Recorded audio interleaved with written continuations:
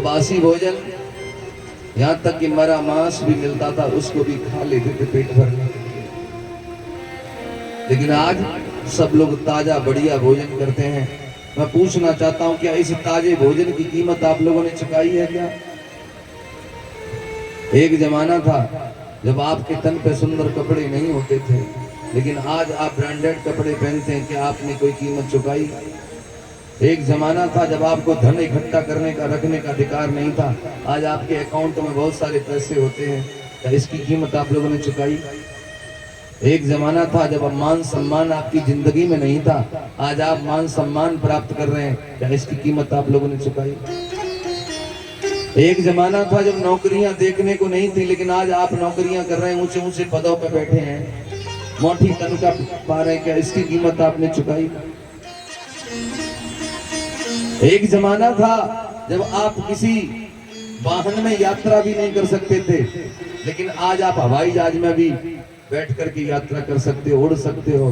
क्या इसकी कीमत आपने चुकाई? बाबा साहब अम्बेडकर के जीवन की एक छोटी सी घटना मैं आपको बता रहा हूं।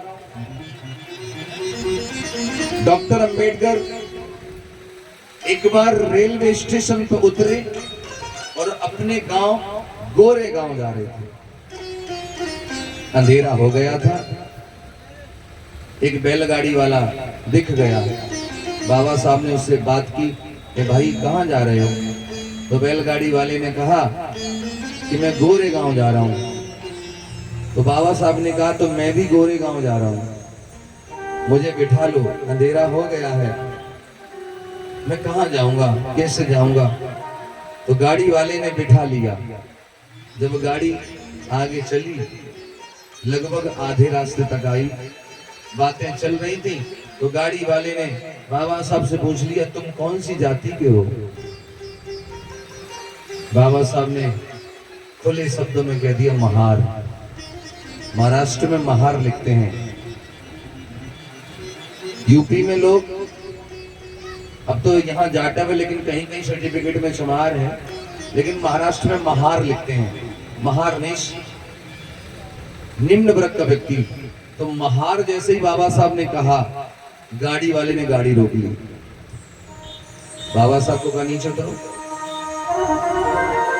तुम महार हो? मुझे ये पता नहीं था तुम महार हो। अगर पता लग जाता तो तुम्हें मैं बिठाता ही नहीं। अरे तुमने तो मेरी पूरी गाड़ी दूषित कर दी। कोट पैंट में, टाई में, सूट बूट में देख करके मैं समझ बैठा ऊंची जाति का होगा। गाड़ी रोक ली, बाबा साहब को नीचे उतार दिया। बाबा साहब बोले मैं कहाँ जाऊंगा, अंधेरा हो गया, मुझे ले चलो। गाड़ी वाले से बहुत निवेदन किया, तब गाड़ी वाला एक बात पे राजी हुआ कि ले तो चलूंगा, लेकिन गाड़ी तू हाँकेगा, नवाबों की तरह बैठूंगा मैं तेरे लिए गाड़ी नहीं हाँकूंगा। और गाड़ी वाले ने कहा कि तुझसे दुगना किराया लूंगा। तो बाबा साहब ने दुगना किराया दिया, गाड़ी खुद हाँकी, तब बैलगाड़ी में बैठ गए। मैं आप लोगों से पूछना चाहता हूं, आज बैलगाड़ी तो छोड़ो, सरकारी बस हो, रेलगाड़ी हो, हवाई जहाज हो, अगर तुम हवाई जहाज में भी बैठ करके जाते हो ना, तो क्या कोई माई का लाल तुमसे तुम्हारी जाति पूछता है क्या? डॉक्टर अम्बेडकर को गाड़ी में बैठने का मौका नहीं मिला, लेकिन बाबा साहब ऐसा करिश्मा करके कि तुम हवाई जहाज में भी बैठ सकते हो, ये बाबा साहब ने तुमको दिया।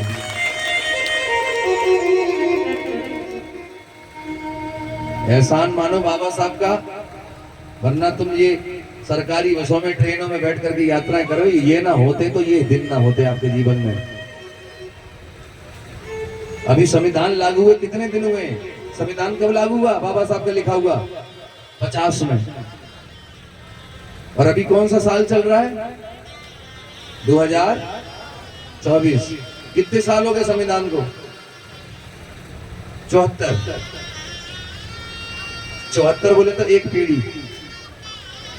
केवल ये 74 वर्षों का कमाल है कि ये दिन बदल गए। संविधान न होता तो ये चेहरे पे जो रौनक है ना,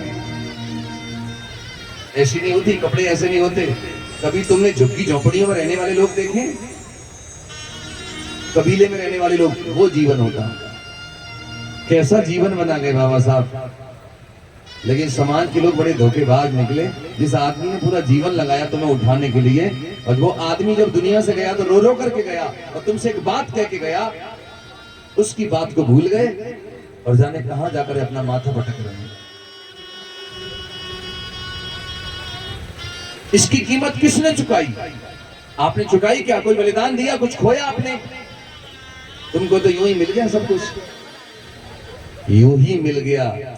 लेकिन इसकी कीमत अगर किसी ने चुकाई, कोई खून के आंसू रोया, किसी ने दुख और मुसीबतों में दिन गुजारे, तो वो कोई और नहीं थे, वो थे बाबा साहब अम्बेडकर और उनकी जीवन संगिनी माता रमाबाई।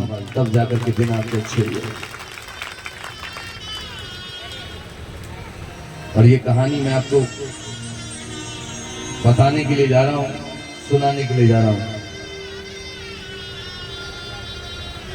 रमाबाई के बारे में पहले मैं आपको दो बातें बता रहा हूं। बाबा साहब के जीवन की घटना है। बाबा साहब की पत्नी और बाबा साहब एक दूसरे को बड़ा प्यार करते थे। अभी कहानी तो विस्तार से बताऊंगा, लेकिन एक बीच में से एक घटना उठा रहा हूं। डॉक्टर अम्बेडकर विदेश में पढ़ते थे, दूसरे देश में।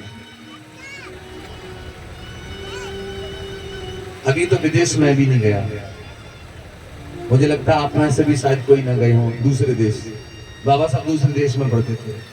उस समय मोबाइल फोन वगैरह ये नहीं चलते थे, चिट्ठियां लिखी जाती थी। हम भी अपने लोगों को डाक के द्वारा चिट्ठी भेजते थे। तो बाबा साहब की चिट्ठी जब वहां से लिखते थे तो आवागमन जो था वो समुद्री यात्रा थी, महीनों में चिट्ठी आ पाती थी घर। रमा को सूचना मिल पाती थी, रमा इधर से भिजवाती थी तो बाबा साहब के पास जाती थी। तो डॉक्टर अम्बेडकर जब विदेश में पढ़ते थे, रमाबाई घर में मेहनत मजदूरी करके परिवार पालन पोषण करती थी। बाबा साहब जब पढ़ लिख करके एक बार इंडिया अपने देश में लौट रहे हैं, चिट्ठी के द्वारा बाबा साहब ने बता दिया, मैं फलाने तारीख को मैं अपने घर आ रहा हूं, अपने देश आ रहा हूं। आप अंदाजा लगाओ उस जमाने की ये बड़ी बात थी कि कोई महारों का बच्चा विदेश से पढ़ के आ रहा है। वैसे तो मैं घमंड भी होना चाहिए कि हम उस बाप की संतान है, तो उस जमाने भी हमारे पुरखे विदेशों में जाकर के पढ़े। तो बाबा साहब अम्बेडकर ने चिट्ठी में लिख दिया कि मैं फलाने दिन फलाने तारीख को आ रहा हूं। उनकी पत्नी को पता लग गया, समाज के लोगों को पता लगा। तो समाज के लोगों ने कहा कि साहब आ रहे हैं तो पहले घर नहीं जाएंगे। तो क्या करेंगे? पहले उनके लिए एक मंच बनाएंगे, फूल मालाओं से उनका सम्मान करेंगे, क्योंकि वो हमारी समाज का नाम रोशन करके आ रहे हैं, पढ़ के आ रहे हैं। तब बाबा साहब अपने घर जाएंगे। ये बात समाज के सभी लोगों को पता लग गई कि बाबा साहब अम्बेडकर आ रहे हैं, उनका इस तरीके से स्वागत होगा। तो उनकी पत्नी को भी पता लग गई। तो उनकी पत्नी सोच रही है, बड़े दिन हो गए अपने पति को नहीं देखा, साहब आ रहे हैं, मंच पर उनका सम्मान होगा, मैं भी उनका सम्मान देखूंगी। धीरे धीरे करके इंतजार कर रही है रमा, और वो दिन आ गया जिस दिन बाबा साहब आ गए। रमा सवेरे जल्दी जाग गई है, घर के चूल्हे चौके का जो भी काम है जल्दी जल्दी खत्म करने में लगी है कि मैं भी सारा काम जल्दी से खत्म कर लूं, आज मैं भी जाऊंगी अपने पति का सम्मान देखूंगी। इधर समाज के लोगों ने मंच बना लिया बहुत सुंदर, और बाबा साहब आए तो उनको रिसीव किया। बाबा साहब को स्वागत सम्मान के साथ लोग मंच तक लेकर के आए। जनता भारी भीड़ आ चुकी है और रमाबाई ने इधर घर का सारा काम खत्म कर लिया। अब रमा सोच रही है कि मैं भी चलूं। तो रमा के पास एक पुराना संदूक, एक बक्सा था, जिसमें रमा अपने कपड़े रखती थी। तो रमा पहनने के लिए एक साड़ी निकालती है, और जैसे ही संदूक खोला एक साड़ी निकाली, और रमा ने साड़ी की घड़ी जैसे करके खोली तो साड़ी में जगह जगह छेद हो रहे थे, फट रही थी साड़ी। रमा उदास हो गई। रमा सोच रही है ये फटी हुई साड़ी पहन करके जाऊंगी तो मेरे पति का अपमान ना होगा। डॉक्टर अम्बेडकर की पत्नी आई है, कैसे कपड़े पहने हैं। अब रमा सोच रही है मेरे पास तो अच्छी सी साड़ी नहीं है, मैं क्या पहन के जाऊं। रमा ने एक दूसरी साड़ी और निकाली, वो भी जर्जर हो रही थी, उसकी हालत ज्यादा अच्छी नहीं थी। अब रमा चिंता में है कि क्या पहन के जाऊं, जाना तो है ही है, कैसे जाऊं। रमा को याद आया कि एक बार मेरे पति का और सम्मान हुआ था, तो उनके सर पगड़ी बांधी गई थी, जिसको फेंटा बोलते हैं, कपड़ा होता है और ऐसे बांध बांध के लोग बांधते हैं, बहुत लंबा सा, कई बार हमारे सर पे भी बांधा गया है। तो रमा कह रही है साड़ी नहीं है तो क्या, मुझे तो अपने पति को देखना है, साड़ी जैसा यही है तो मैं इसको ही पहन के चली जाऊंगी। तो रमा ने वो पहना और रमा उसको पहन करके सम्मान देखने के लिए गई। भारी भीड़ लगी है बाबा साहब मंच में, लेकिन रमा आगे की लाइन में नहीं बैठी, शर्म के कारण पीछे भी नहीं बैठी। जैसे भारी भीड़ थी, उसके पीछे कुछ पेड़ खड़े थे, तो उन पेड़ों के पीछे जाकर के रमा छुप गई और चोरी चुपके से दूर से ही अपने पति का सम्मान देख रही हैं, बड़ी खुश हो रही हैं, मुस्कुरा रही हैं, भीड़ में नहीं गई है। अब बाबा साहब अम्बेडकर का उद्बोधन भाषण हो रहा है, तो मंच में है बाबा साहब, सारी जनता को संबोधित कर रहे हैं, तो बाबा साहब की नजर पीछे की ओर गई। बाबा साहब देख रहे हैं, सारी जनता मुझे पांडाल में आकर के देख रही है, प्रांगण में देख रही है, पीछे पेड़ के पीछे कौन मुझे छुप के देख रहा है। कदकाठी से बाबा साहब को ऐसा लगा ये तो मेरी पत्नी रामू लग रही है, मुझे रमा लग रही है। बाबा साहब का हृदय नहीं माना माताओं। बाबा साहब मंच से नीचे उतरे और अपनी पत्नी को देखने के लिए गए, शायद रमा लग रही है। और जब जैसे उतर करके बाबा साहब करीब पहुंचे तो देखा तो कोई और नहीं था, बाबा साहब की पत्नी रमा थी। रामू मुझे माफ कर देना, रामू कहते थे बाबा साहब प्यार से, रामू मुझे माफ कर देना, मैं तुम्हारा अभागा पति हूं, मैं तुम्हें अच्छी साड़ी तक नहीं पहना पाया, आज तुम इस लज्जा के कारण यहाँ छुप छुप करके मुझे देख रही हो रमा। जैसे ही बाबा साहब की आंखों में आंसू आए और बाबा साहब ने ये बात कही, तो रमा ने अपनी उंगली साहब के ओठों पर रख दी, कहने लगी साहब सब कुछ कहना, लेकिन ये मत कहना कि आप मुझे अच्छी साड़ी नहीं पहना पाए, आप मुझे कुछ दे नहीं पाए, आज अगर मैं जो तुमसे मांगूंगी क्या मुझे मिलेगा। तो बाबा साहब ने कहा हाँ रमा, आज जो तुम मांगोगी वो मैं तुम्हें दूंगा। तो रमा ने कहा साहब वचन दो, वचन दो साहब कि आज मैं जो तुमसे मांगोगी मुझे मिलेगा। तो बाबा साहब ने अपनी पत्नी को वचन दिया कि रमा जो तुम मुझसे मांगोगी वो मैं तुम्हें दूंगा। मांगो रमा, क्या मांगना चाहती हो। तो रमा कहती है साहब अगर देना चाहते हो तो आज केवल इतना दे दो कि रमा अपने जीवन में अच्छी साड़ी पहने या न पहने, लेकिन साहब इस देश के अंदर ऐसा काम करके जाना कि हर रमा के तन पे, हर औरत के तन पे एक सुंदर साड़ी दिखाई दे, ये मांगना चाहती हूँ। इतना सुनते ही बाबा साहब की आंखों से झरझर आंसू गिरने लगे। बाबा साहब ये सोच रहे थे कि रमा कोई गहना मांगेगी, कोई महंगी साड़ी मांगेगी, सोना चांदी मांगेगी रमा, लेकिन रमा ने क्या मांग लिया। रमा ने ये कहा कि साहब मैं अच्छी साड़ी पहनूं या न पहनूं, लेकिन आप ऐसा काम करके जाना कि हर औरत के तन पे, हर रमा के तन पे एक सुंदर साड़ी दिखाई दे रही है। आज बाबा साहब डॉक्टर अंबेडकर वही काम करके गए, आप लोगों के लिए वो व्यवस्था करके गए, वो हक अधिकार देके गए कि आज आपके तन पे सुंदर सुंदर साड़ियां दिखाई दे रही हैं, कीमती साड़ियां दिखाई दे रही हैं। रमा तो अपने जीवन में अच्छी साड़ियां नहीं पहन पाई, लेकिन तुम्हारे पास आज इतनी साड़ियां हैं कि अगर अलमारी का दरवाजा खुल जाए तो साड़ियों की कतार आंगन में गिर जाती है और तुम खुद चक्कर में पड़ जाती हो, इतनी साड़ियों में से मैं कौन सी साड़ी पहनूं। माताओं आज तुम्हें अच्छी साड़ियां पहनने का भी जो गौरव प्राप्त हो रहा है, तो ये माता रमाबाई बाबा साहब अम्बेडकर की जीवन संगिनी की देन है। अब आप बताइए, क्या ऐसी माँ को भूल जाना, ऐसी माँ को ठुकरा देना, ऐसी माँ का संघर्ष याद न करना, ऐसी माँ की फोटो घर में न लगाना, क्या हमारे लिए ठीक है? अगर हम ऐसा नहीं करेंगे, अपनी देवियों की, अपनी रमा की, अपने महापुरुषों की फोटो हम घर में नहीं लगाएंगे, तो क्या वो दूसरा हमारे बाबा साहब की फोटो कभी लगाएगा? वो रमा की फोटो अपने घर में कभी लगाएगा? अगर हम नहीं लगाएंगे तो हमारी माता रमाबाई का त्याग दुनिया कैसे जानेगी? मैंने एक नहीं, मैंने तो दो दो घर में लगाई हैं। मैं रियली बता रहा हूं, मेरी 4 साल की बेटी है, सभी महापुरुषों को लगोगी जानती है। अगर रमा का जिक्र कर दूं तो मेरी उंगली पकड़ के ले जाएगी, मुझसे कहेगी पापा घर में 2 रमा है ना, एक उस कमरे में, किस कमरे में? पूछते भी है ये कौन है ये?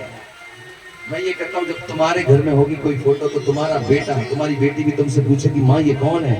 अगर डॉक्टर अम्बेडकर होंगे, बुद्ध होंगे, बाबा साहब होंगे, रमा होगी, सावित्रीबाई फुले होंगी, कबीर होंगे, तो तुम उन फोटो को जब बेटा बेटी देखेगा तो तुम उन महापुरुषों के बारे में बताओगी कि बेटा ये बाबा साहब इतने बड़े थे, रमा ने ये त्याग किया, बुद्ध का ये विचारधारा थी, तो तुम्हारा विचार बच्चे में ट्रांसफर हो जाएगा। बच्चे को अलग से कुछ सिखाने की जरूरत नहीं पड़ेगी। वो बच्चा जिस घर में बड़ा होगा, पलेगा, वो बचपन से अम्बेडकरवादी होगा। तो ये सिखाने का काम तुम्हें करना है।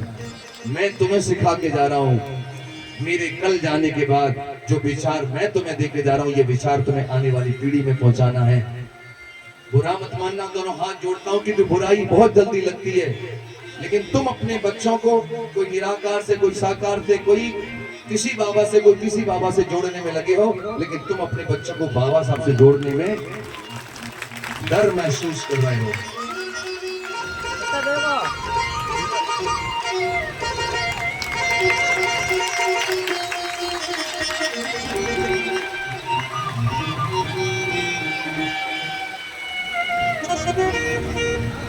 धन्यवाद।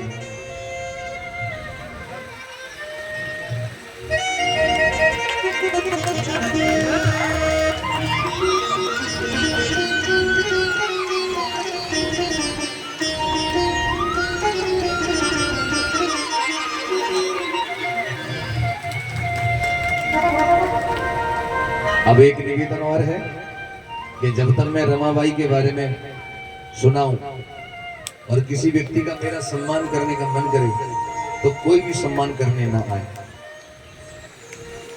जब तक मैं रमाबाई का त्याग दर्शन पूरा सुना न दूं, तब तक बीच में कोई सम्मान करने ना आए मेरा। केवल सुने, आपने सुना तो मेरा सम्मान है, और बीच में यदि कोई सम्मान करने आता है तो मेरा भाव बिगड़ जाएगा। तो केवल सुने। अब मैं माता रमाबाई का त्याग शुरू करने के लिए जा रहा हूं, बड़े ध्यान से सुनिए। बोलिए रमाबाई की। कैसे जीवन में आई हो,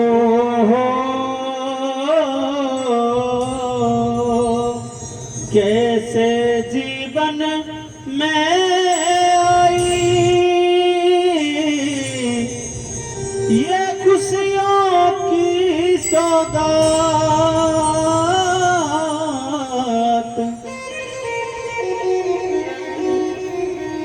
कैसे जीवन में आई ये खुशियों की सौगात, थाम के दिल सुनना सभी ये दर्द भरी है बात, ये दर्द भरी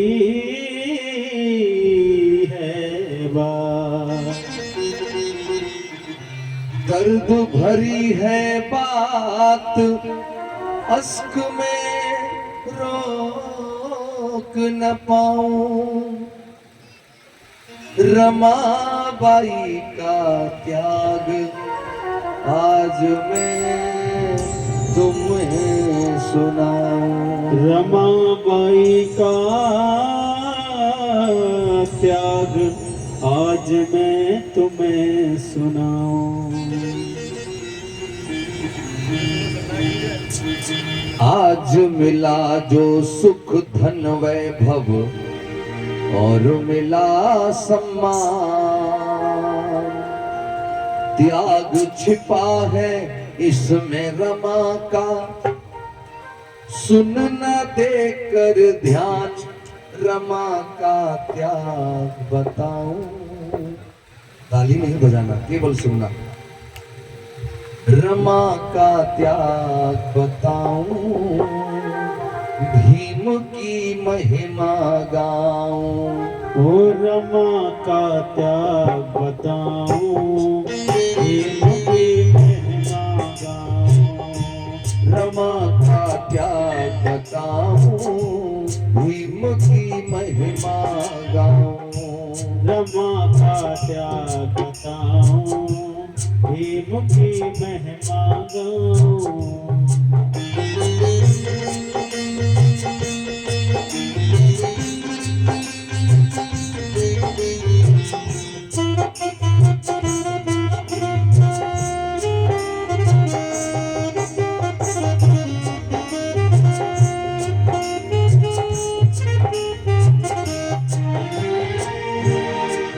जब मिला बाबा को वजीफा, मेरे भीम बड़े हर्षाए।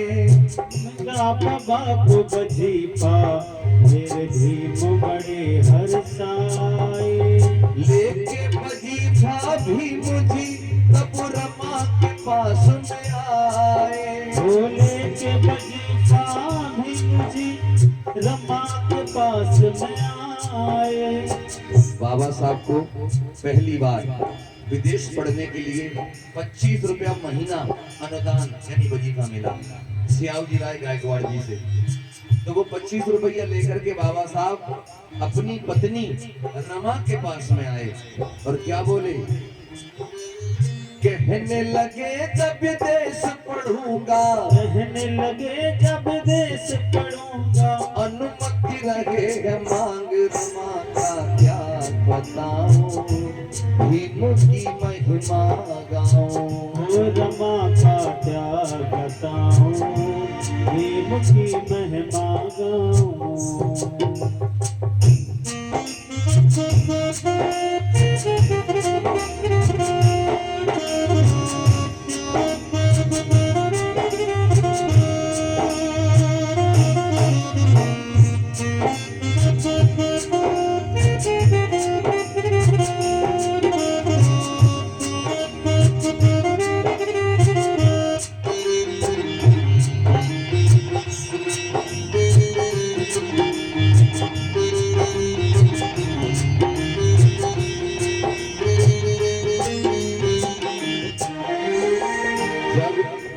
बाबा साहब अम्बेडकर अपनी पत्नी रमा के पास में आए और बोले, रामू, रमा मुझे विदेश पढ़ने के लिए 25 रुपया महीना वजीफा अनुदान मिलना शुरू हो गया है, क्या मैं विदेश पढ़ने के लिए चला जाऊं? अपनी पत्नी को पूछ रहे हैं। तो उनकी पत्नी मुस्कुरा के बोली, साहब आपको विदेश पढ़ने का मौका मिला है, ये मौके रोज रोज नहीं मिलते, अब मिला है तो आप विदेश चले जाओ पढ़ने के लिए। मुझे पता है कि तुम पढ़ोगे तो आने वाली पीढ़ी को भी पढ़ा लोगे। बाबा साहब कहने लगे कि मैं तो चला जाऊंगा, विदेश पढ़ने के लिए चला जाऊंगा, लेकिन रामू, रमा, हमारे 3 बच्चे हैं। बड़ा बेटा यशवंत, एक है गंगाधर और एक है रमेश। ये 3 बेटे हैं हमारे। क्या मेरे जाने के बाद इन 3 बच्चों का तुम अकेले पेट भर लोगी मेरे पीछे, और मैं विदेश में होऊंगा, तुम ही आओगी? बाबा साहब की पत्नी अपने पति को समझा रही है, साहब अपना दिल छोटा ना करें, घबराएं नहीं, मैं मेहनत करूंगी, मजदूरी करूंगी, बच्चों का पेट भरूंगी, लेकिन आप पढ़ने चले जाओ साहब। ऐसा बाबा साहब की पत्नी हिम्मत बना रही है। तब बाबा साहब अपनी पत्नी से आज्ञा लेकर के और विदेश चले जाते हैं। जब विदेश में ये बाबा साहब पहुंचे हैं तो विदेश में क्या करते हैं? अरे भीम पढ़ाई की खातिर संघर्ष करे दिन राती। भीम पढ़ाई की खातिर संघर्ष करे दिन राती। घर में रमा और बच्चे पर चले दिया ना बाती। घर में रमा और बच्चे पर जले दिया ना बाती। उधर विदेश में बाबा साहब 18 घंटा पढ़ाई पढ़ते हैं, दिन रात मेहनत करते हैं, और इधर घर में माता रमाबाई मेहनत मजदूरी करके परिवार चला रही हैं। वो भीम पढ़ाई की खातिर संघर्ष करे दिन राती। भीम पढ़ाई की खातिर संघर्ष करे दिन राती। घर में रमा और बच्चे पर चले दिया ना बाती। घर में रमा और बच्चे पर जले दिया ना बाती। कहूँ दिन रोटी मिल जावे तो, कहूँ दिन रोटी मिल जावे तो, कहूँ दिन मिल जाए साग रमा का क्या बताऊं, भीम की महिमा गाऊं। रमा का क्या बताऊं, भीम की महिमा गाऊं।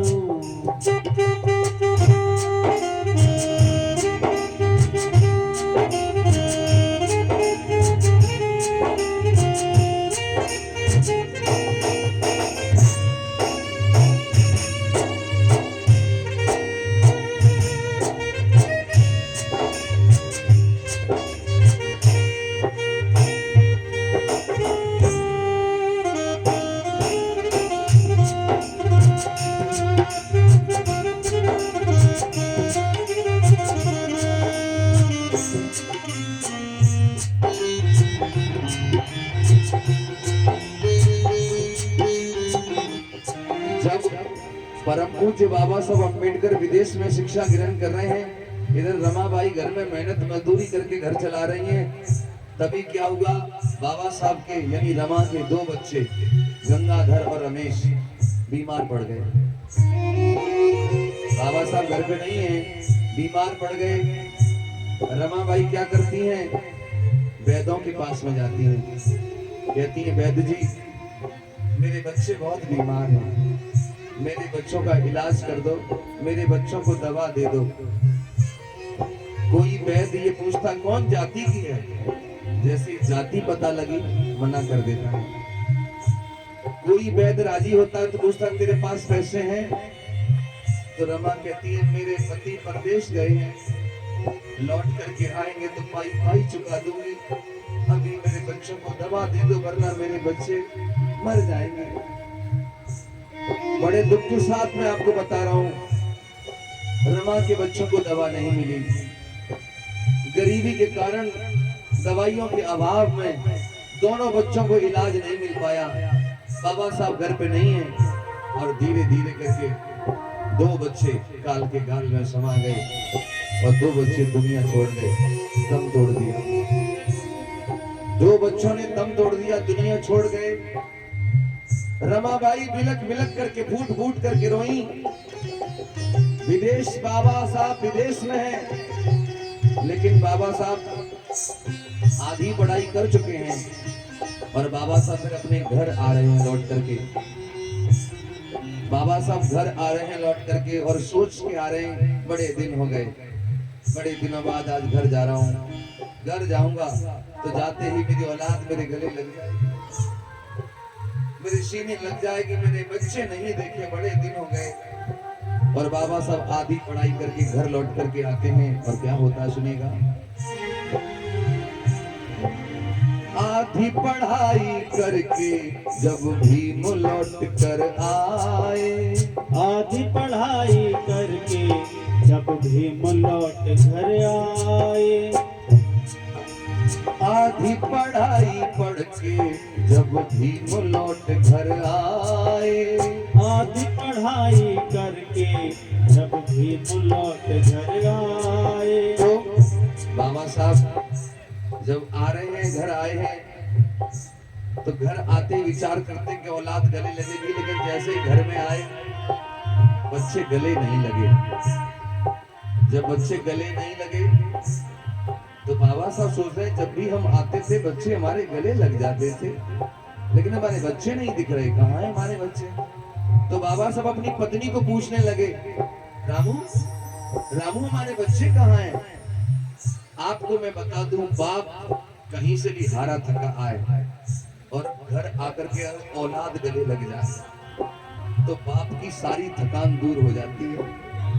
लेकिन जब बाबा साहब के बच्चे गले नहीं लगे तो उनका पूछना भी जरूरी था कि बच्चे कहाँ हैं रमा। इतना सुन के रमा की आंखों में आंसू आ गए, आंखें भर आई रमा की, रोने लगी रमा। तो बाबा साहब अपनी पत्नी को कह रहे, रामू तुम रो रही हो, सच बताओ क्या छुपा रही हो रमा, बताओ तो सही क्यों रो रही हो रमा। तभी रमा की हिलकी भर गई माता। बाबा साहब के गले लग के रमा रोने लगी, कहने लगी साहब क्या बोली, दो दुख में गुजर गए बच्चे क्यों रमा ने बोल सुनाए।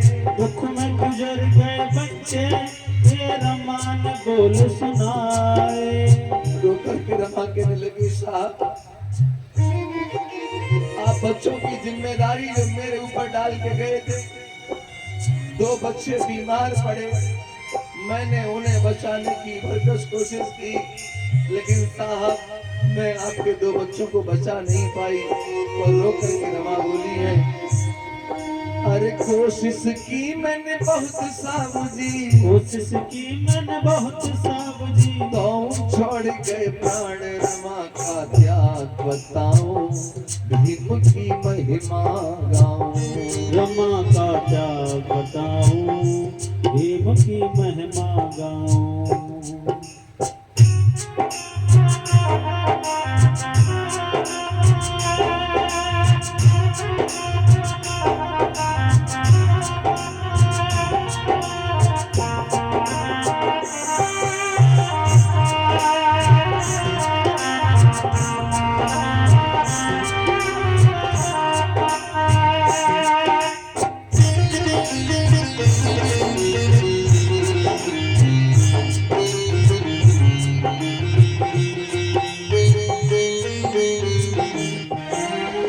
बाबा साहब के दो बच्चे दुनिया से गए, औलाद के जाने का दुख क्या होता है ये तो वही बता सकता है जिसने औलाद खोई है।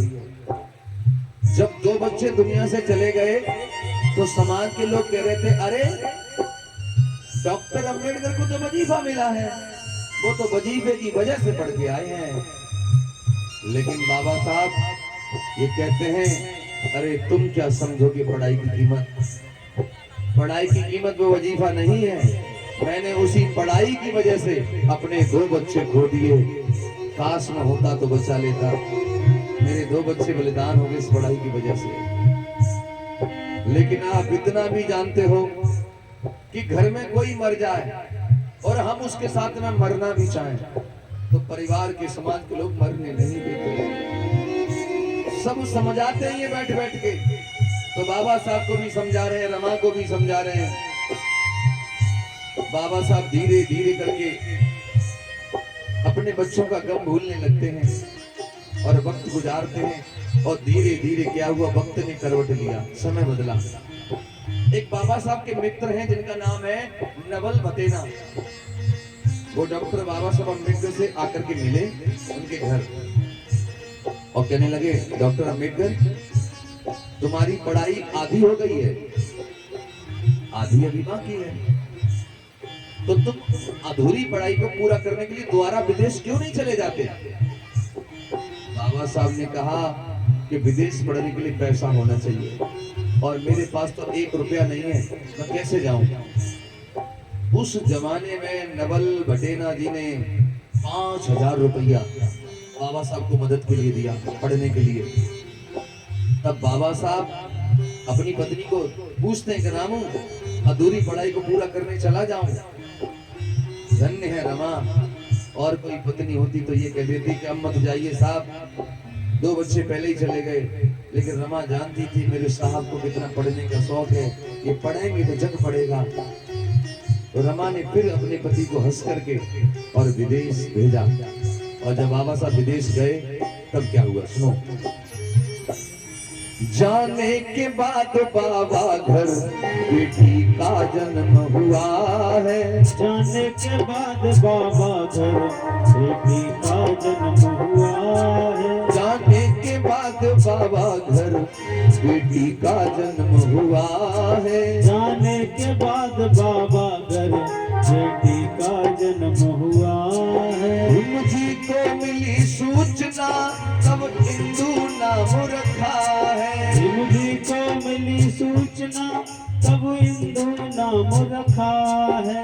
मेहनत करके करे गुजारा, मेहनत करके करे गुजारा। रमा है बड़ी महान, रमा का त्याग बताऊं, भीम की महिमा गाऊं। रमा का त्याग बताऊं, भीम की महिमा गाऊं।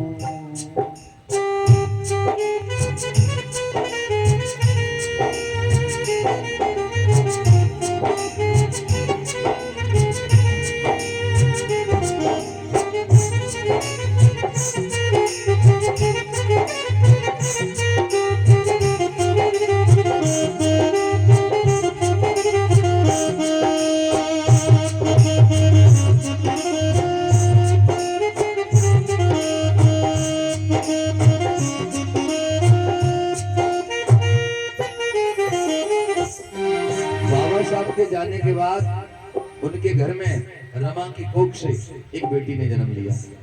बाबा साहब को पत्र के द्वारा पता लगा कि घर में बेटी आ गई है, तो बाबा साहब ने अपनी बेटी का नाम इंदु रखा। और इंदु इतनी प्यारी बिटिया है रमा की।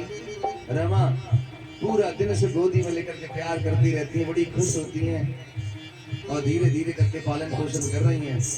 और पालन करते करते बेटी हो गई साल भर की। कितनी बड़ी हो गई? साल भर की हो गई बिटिया। और साल भर का बेटा हो या बेटी कितने प्यारे लगते हैं बच्चे। ये बाबा साहब के जीवन की घटना बता रहा हूँ। एक दिन का जिक्र है। रमाबाई मेहनत मजदूरी करके अपना घर परिवार चलाती थी। छोटे बच्चों के बारे में एक बात बताऊंगा। आपके घर में भी छोटे बच्चे हैं तो आपने जाना होगा, इन छोटे बच्चों की तबीयत कब खराब हो जाए कभी पता नहीं रहता। आपने देखा होगा जिनके घर में छोटे बच्चे उनके घर में एक छोटा मेडिकल खुल जाता है। कब कौन सी सिरप की जरूरत कब पड़ जाए कोई पता नहीं है। उन दिनों क्या हुआ, बाबा साहब की साल भर की बेटी इंदु, उसकी थोड़ी मोड़ी तबीयत खराब होना शुरू हो गई। तो रमा क्या करती है, कोई छोटे मोटे वैद्य से जाकर के दवा दिलवा देती है, ठीक हो जाएगी। लेकिन बच्ची ठीक नहीं हो पा रही है, बच्ची की हालत बिगड़ती जा रही है, दवा कोई काम नहीं कर रही है। अब रमा किसी अच्छे वैद्य को दिखा तो पैसा चाहिए, लेकिन रमा को ये डर भी है क्योंकि रमा अपने 2 बच्चों को खो चुकी है। तो तीसरी बच्ची घर में बीमार पड़ी है तो रमा डर रही है।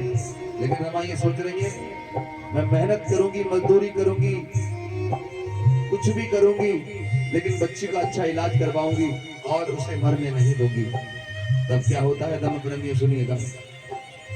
एक दिन का जिक्र मैं आपको बताने के लिए जा रहा हूँ। बड़े दर्द भरी घटना है बाबा साहब के जीवन की। मजदूरी कर घर लौटी तो बाबा का पत्र मिला है। मजदूरी घर लौटी बाबा का पत्र मिला है। खर्च हुए मेरे पैसे भीम जी ने उसमें लिखा है। खर्च हुए मेरे पैसे भीम जी ने उसमें लिखा है। बाबा साहब की पत्नी रमा एक दिन का जिक्र, मेहनत मजदूरी करके लौटी है, घर में बीमार बेटी है, पैसा इकट्ठा कर रही है धीरे धीरे धीरे धीरे अपनी बेटी का अच्छा इलाज कराने के लिए, अच्छे वैद्य को दिखाने के लिए। लेकिन एक दिन का जिक्र है, रमा मेहनत मजदूरी करके लौटी है और क्या हुआ है, अब आ रहे तो आने दो, कोई बात नहीं, रुको रुक मत, जैसा चल रहा वैसा चलने दो। हुआ क्या, मजदूरी कर घर लौटी तो बाबा का पत्र मिला है।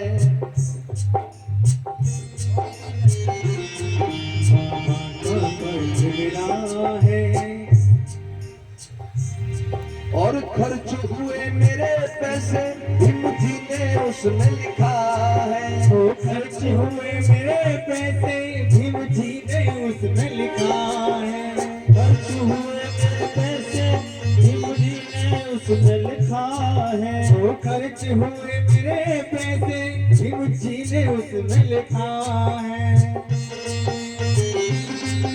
कोशिश की मैंने बहुत साबजी, मैंने बहुत साबजी।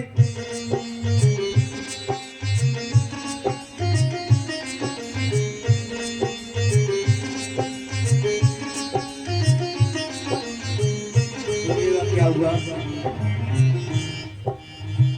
जब बाबा साहब अम्बेडकर की पत्नी मेहनत मजदूरी करके घर लौटी हैं, तो घर आते ही उन्हें पता लगा कि उनके पति का पत्र आया है, चिट्ठी आई है। चिट्ठी जब आती थी तो रमा बड़ी खुश हो जाती थी कि साहब ने क्या लिख के भेजा होगा। अब देखना क्या हुआ, रमा की बेटी घर में बीमार चल रही है। रमा के पास साहब का पत्र आया है। रमा ने हाथ मुंह धोया, चिट्ठी फाड़ी, खोल करके पढ़ा। बाबा साहब चिट्ठी में लिख रहे हैं कि रामू, मैं तो यहाँ विदेश में हूँ और ठीक हूँ, उम्मीद करता हूँ कि तुम भी अच्छी होगी। लेकिन रमा से कहते, रमा वैसे तो सब कुछ सही है, लेकिन एक समस्या आ गई है। मैं जो 5,000 रुपए लेके आया था, वो 5,000 रुपए मेरी पढ़ाई में सारे खर्च हो चुके हैं, और अभी मुझे पैसों की बहुत जरूरत है, कुछ पैसे और चाहिए। रमा, यहाँ मैं किसी से मांग नहीं सकता, अगर हो सके तो कुछ पैसों का इंतजाम करके भिजवा दो रमा, वरना मेरी पूरी मेहनत, मेरी पूरी पढ़ाई सब बेकार चली जाएगी। रमा भिजवा दो ना पैसे। जैसे जैसे पत्र पढ़ा जा रहा था, पहले तो रमा हंस रही थी, जैसे जैसे पढ़ती जा रही थी रमा आंखों से आंसू गिरने लगे, रमा रोने लगी। अब आप सोच रहे होंगे रमा रोने क्यों लगी। रमा की एक नजर तो पति के पत्र पर जाती है, और पढ़ते पढ़ते दूसरी निगाह बीमार बेटी पे जाती है। रमा पत्र पढ़ते पढ़ते यूं रोने लगी कि आज कैसी घड़ी आई है। मैंने मेहनत मजदूरी करके बेटी के इलाज के लिए पैसे इकट्ठे किए हैं, पति का पत्र आया, बाबा साहब यानी मेरे पति पैसे मांग रहे हैं पढ़ाई के लिए। अब मैं क्या करूं, इन पैसों को अपने पति के लिए भेज दूं, पढ़ाई कराऊं, कि इन पैसों से बेटी का इलाज कराऊं। रमा सोच रही है, अगर ये पैसे मैंने बेटी के इलाज में लगा दिए तो मेरी बेटी तो बच जाएगी, लेकिन मेरे पति की मेहनत और पढ़ाई सब बेकार चली जाएगी। और यदि ये पैसे मैंने अपनी पति की पढ़ाई में लगा दिए तो पढ़ाई तो हो जाएगी, लेकिन बेटी मर जाएगी। अब कोई तो बताए मुझे, अब कोई तो मुझे बताए मैं अब क्या करूं। मैं पहले अपनी बेटी को बचाऊं कि अपने पति की पढ़ाई कराऊं, ये सोच सोच के रमा रो रही है। आप में से कोई माँ होती तो औलाद को ही बचाती, लेकिन रमा ने ऐसा नहीं किया। रमा ने क्या किया, सारे पैसे इकट्ठे किए, अपने पति को भेजने का मन बना लिया, ये सोच करके कि अगर आज मेरी बेटी को इलाज नहीं मिला तो एक बेटी मरेगी आज, और वो बेटी होगी मेरी इंदु। लेकिन अगर मेरे पति की पढ़ाई रुक गई तो भारत में कितनी बेटियां मर जाएंगी इसका कोई अंदाजा नहीं लगा पाएगा। तो एक बेटी के पीछे करोड़ों बेटियों को मरने नहीं दूंगी। और रमा ने क्या किया, सारे पैसे इकट्ठे किए, साहब को भेज दिए, और बीमार बेटी को इलाज नहीं मिला तो घर के आंगन में बेटी ने दम तोड़ दिया। तब मैं तुमसे पूछता हूँ, आज तुम्हारी बेटियां जो पढ़ पा रही हैं तब, क्योंकि रमा की बेटी जिंदा नहीं रही तब, या दूसरों के लिए क्या कोई अपनी औलाद बलिदान करेगा क्या। लेकिन रमा ने मुस्कुरा कर अपनी बेटी खोई तुम्हारी बेटियों के लिए, तब कहना अरे आपकी खातिर रमान देखो, आपकी खातिर रमान देखो, बेटी की बलिदान रमा का त्याग बताऊं, भीम की महिमा गाऊं। रमा का त्याग बताऊं, भीम की महिमा गाऊं।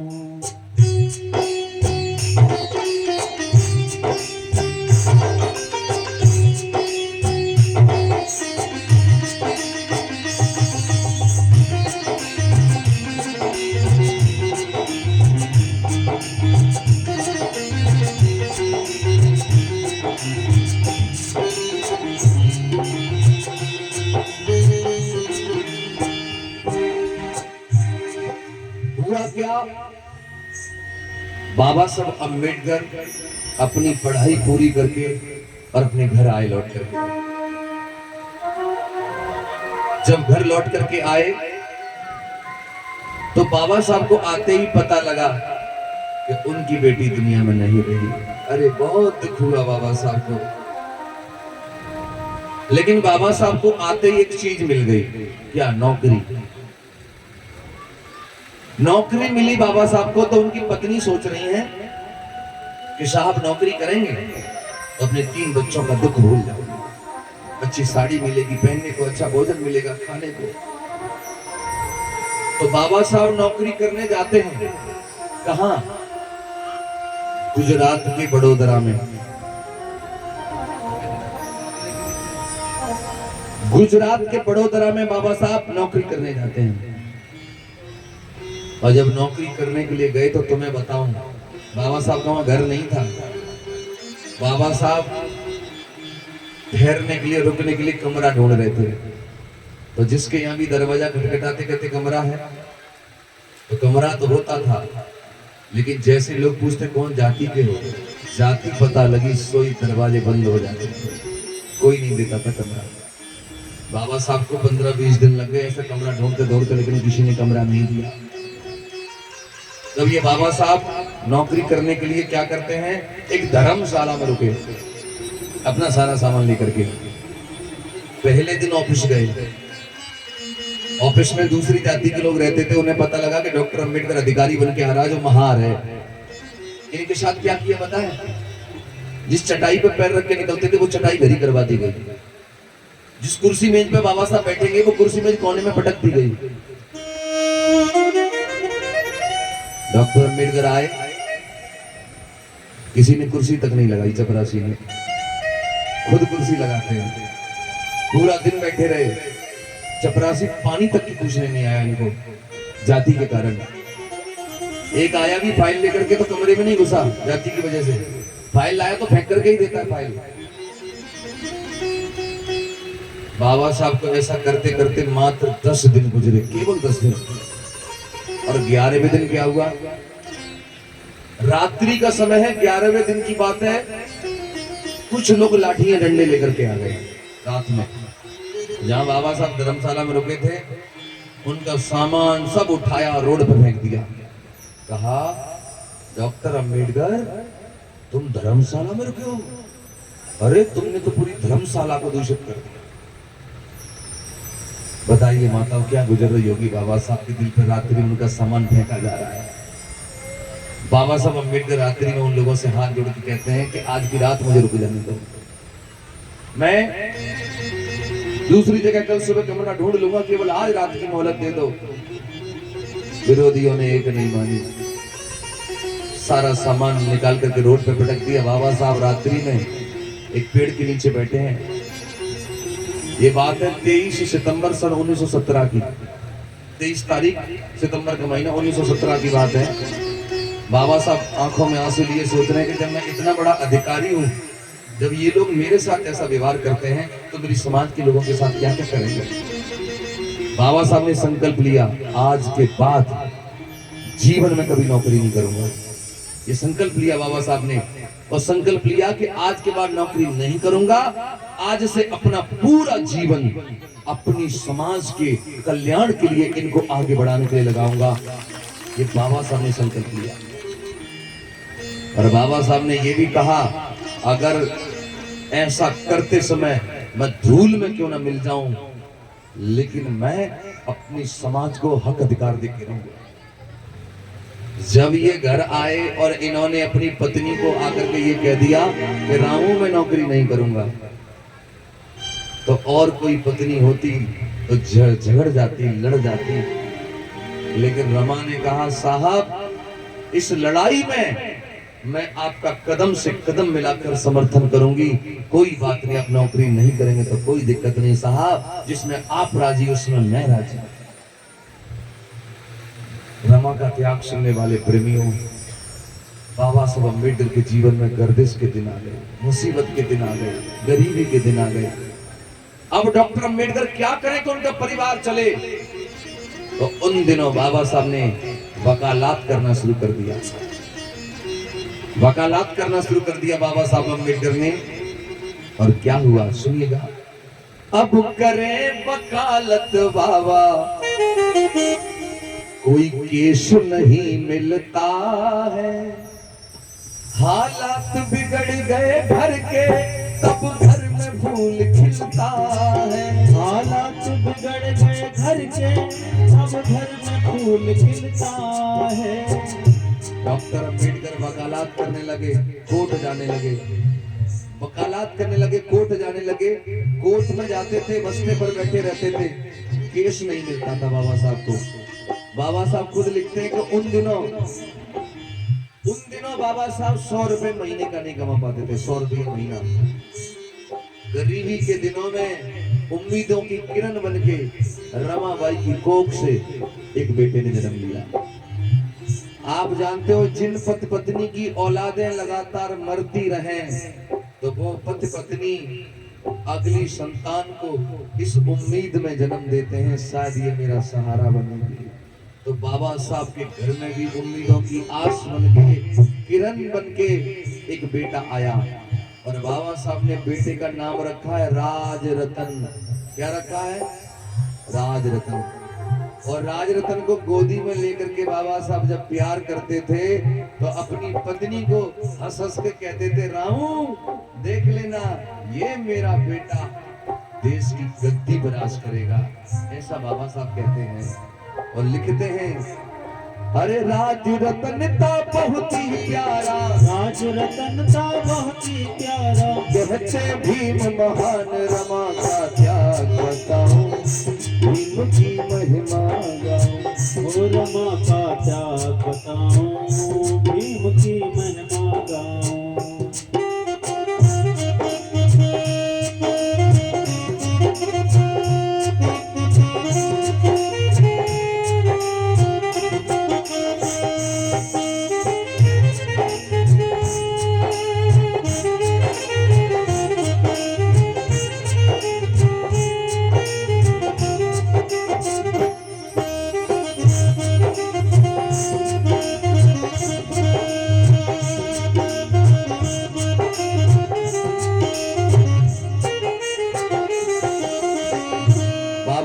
बेटा धीरे धीरे करके 10 महीने का हो गया। कहानी तो बहुत बड़ी है, मैं तो केवल टुकड़े टुकड़े करके सुना रहा हूँ। बाबा साहब का बेटा 10 महीने का हो गया। इतना प्यारा बेटा बाबा साहब का। बाबा साहब उसकी तारीफ अपनी किताब में लिखते हैं। लेकिन एक दिन का जिक्र, बाबा साहब कोर्ट में है। ये घटना तो अचानक घटी है बाबा साहब के जीवन में। ऐसे मानो एक के बाद पहाड़ पे पहाड़ दुखों का गिरा जा रहा है। और क्या हुआ इस बार? बाबा साहब कोर्ट में हैं। और हुआ क्या? एक दिन की दुखद कहानी, एक कोर्ट में व्यक्ति आया। एक दिन की दुखद कहानी, एक कोर्ट में व्यक्ति आया। राज रतन दम तोड़े, ये आकर उसने बताया। राज रतन दम तोड़े, ये आकर उसने बताया। बाबा साहब कोर्ट में हैं। एक व्यक्ति दौड़ा दौड़ा आया, बाबा साहब बाबा साहब बाबा साहब घर चलो,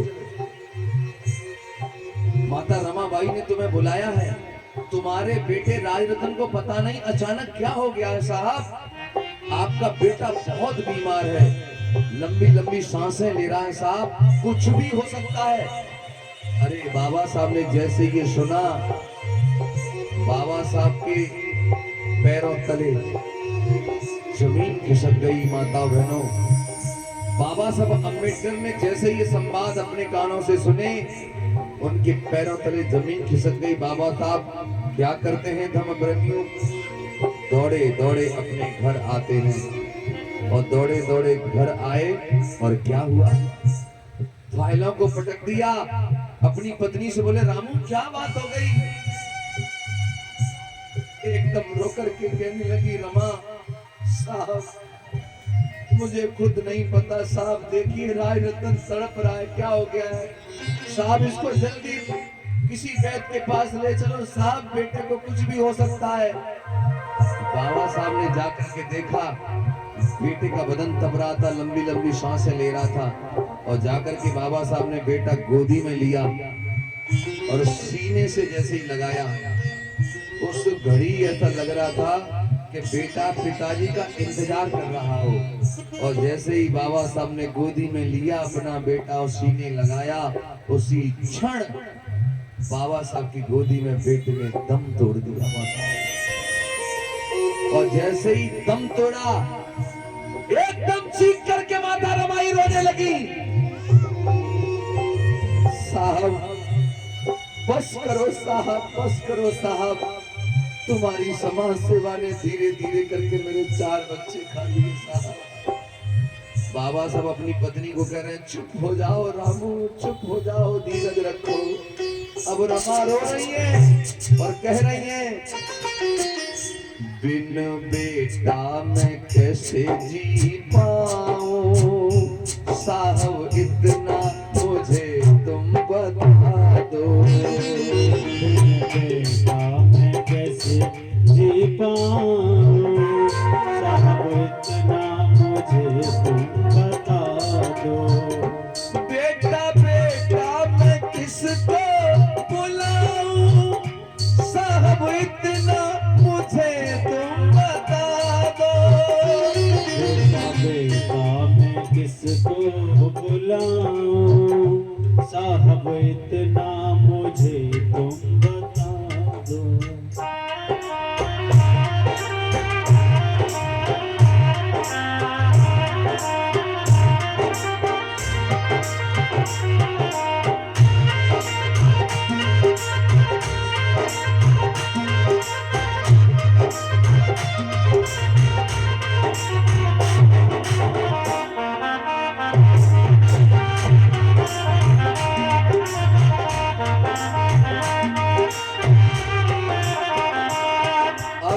रमा रो रही है, बाबा साहब अपनी पत्नी को कह रहे चुप हो जाओ। तब रमा रो रो करके अपने पति को बोली कि आप मुझसे कहते थे कि हमारा बेटा देश की गद्दी पर राज करेगा। मैं आपसे पूछना चाहती हूँ, क्या मेरे बेटे को देश की गद्दी पर राज करा दोगे? बाबा साहब को अपनी कही हुई बात याद आकर आंखों में आंसू भर करके रोने लगे। बाबा साहब कहते हैं, रमा मैं जानता हूँ कि हमारा बेटा मर गया है और मरा हुआ बेटा देश की गद्दी पर राज नहीं कर सकता, लेकिन रमा मैं तुम्हारे आंसुओं की सौगंध खा करके वचन लेता हूँ, बेटे की लाश को आज साक्षी मान करके वचन लेता हूँ, मैं दुनिया में ऐसा काम करके जाऊंगा।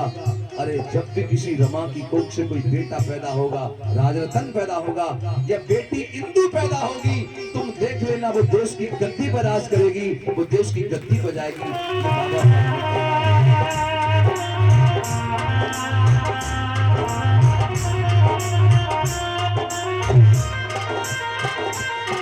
आज रोए रमा बिचारी, कहे मुझको दुख मिला है। आज रोए रमा बिचारी, आज मुझको दुख मिला है। मेरे 4 बिछुड़ गए बच्चे, ना मुझको सुख मिला है। मेरे 4 बिछुड़ गए बच्चे, ना मुझको सुख मिला है। कहे भीम जी चुप हो जाओ, कहे भीम जी चुप हो जाओ। दुख डालिया जाने रमा का त्याग बताऊं, भीम की महिमा गाऊं। रमा का त्याग बताऊं, भीम की महिमा। आज बाबा साहब अम्बेडकर के 4 बच्चे दुनिया से चले गए, लेकिन बाबा साहब ने अपनी पत्नी को जो वचन दिया, बाबा साहब अम्बेडकर ने जो अपनी पत्नी को वचन दिया,